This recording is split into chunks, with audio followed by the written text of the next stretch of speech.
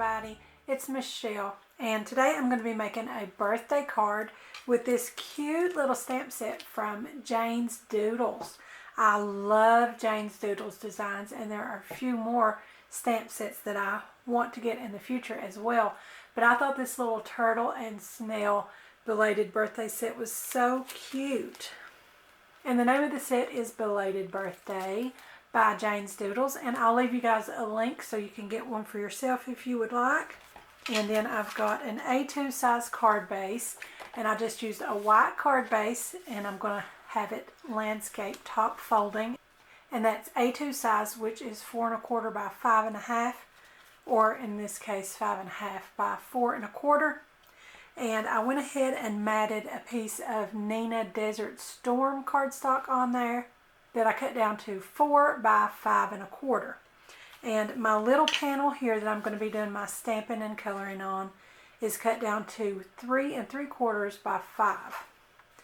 And this one is the Bristol Smooth cardstock, so it's going to be really great for coloring and ink blending and things like that. So first I want to create a scene, and I'm going to do a little bit of a grass and sky scene, kind of like I did recently on my paper pieced rain boot card. I'm going to tape it off for the ground, but this one I'm going to try to do a little more subtle. I don't want that dark rainy sky kind of look like I did on my rain boots. So I'm going to get my mowed lawn for the ground. And before I get any ink on my blending tool, I'm going to go ahead and see if I've got any left, because like I said, I want to have a softer look this time.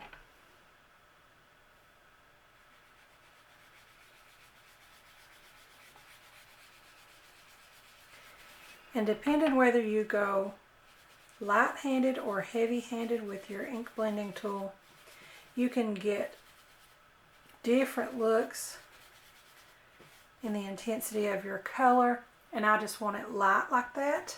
So I'm going to go ahead and take my tape off, and there is our border of the grass line, and we have a soft look. I like that a lot better for a happier, brighter scene than on our other one when it was raining. I'm going to tear my tape here and reuse half of that. Just stick my fingers to that, and I can move my paper around with that and not get fingerprints in my ink. Okay, so again, I'm going to see what I might have left on my blending tool before I dip into my ink pad.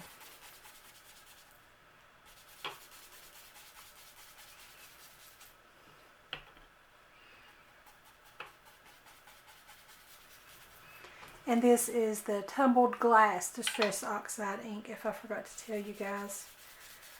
I don't remember if I did or not. And I'm not even going to go over this with a darker edge, like with the Faded Jeans or something like that, because I really want it to be kept light and bright. And just that tumbled glass is as dark as I want it to be.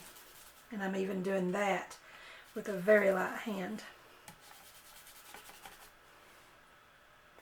And you guys can see I'm leaving sort of a white area in there, and that's on purpose. I want it to really brighten up in the area where my characters are going to be.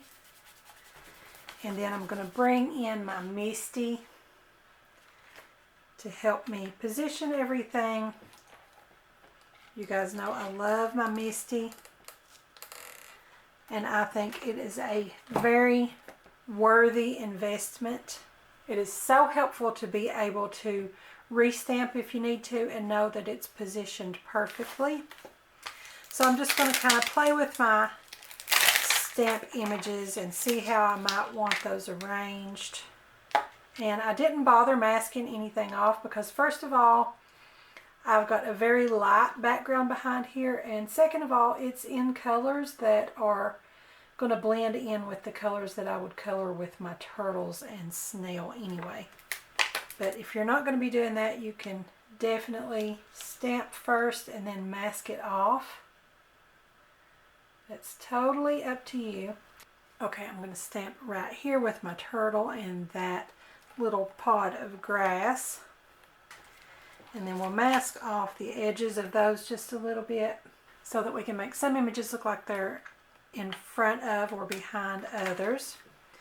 So you always stamp the images that you want most in the forefront first. And then I'm inking that up with Simon Says Stamp Intense Black ink. And before I took those off, I should have just went ahead and stamped onto my tape here.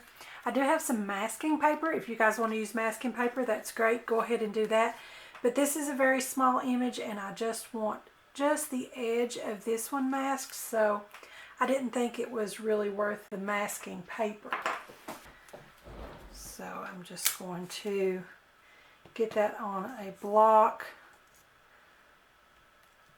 Like I said, I should have thought about it and just put my tape over and re-stamped while it was still in my MISTI, but as they say, hindsight is 20/20. And on my turtle, I'm just going to just ink up his backside because that's the only part that I really need to mask.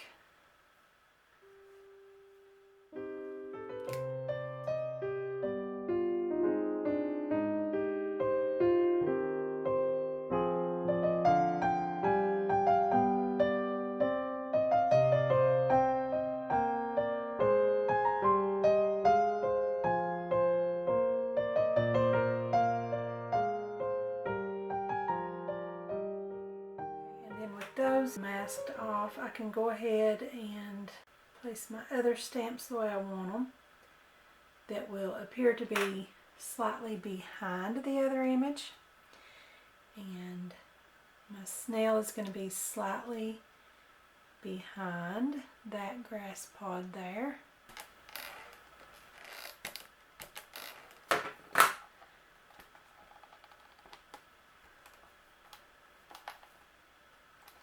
And I'm going to use this grass pod one more time.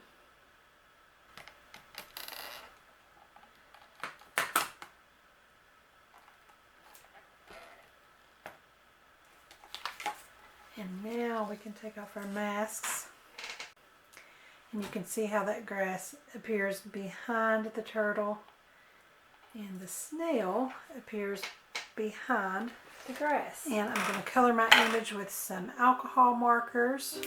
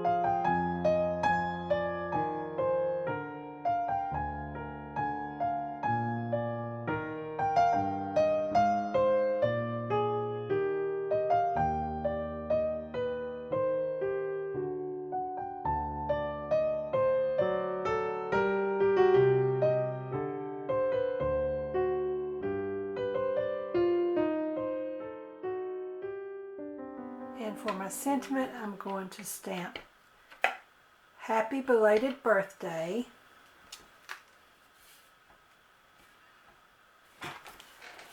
And on the inside, better late than never,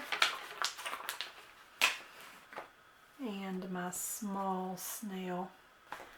I'm going to pick all that up on one block.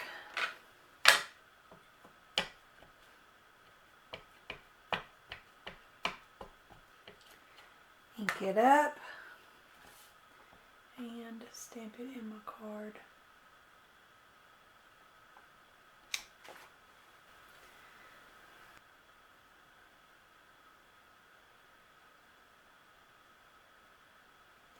I'm going to put the dot, dot, dot in front of that. See, I think actually I want to put the little party hat on the turtle.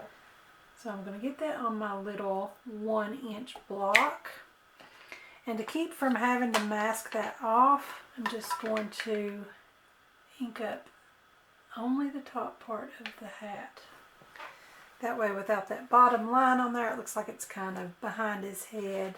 And I'll just finish that out like that.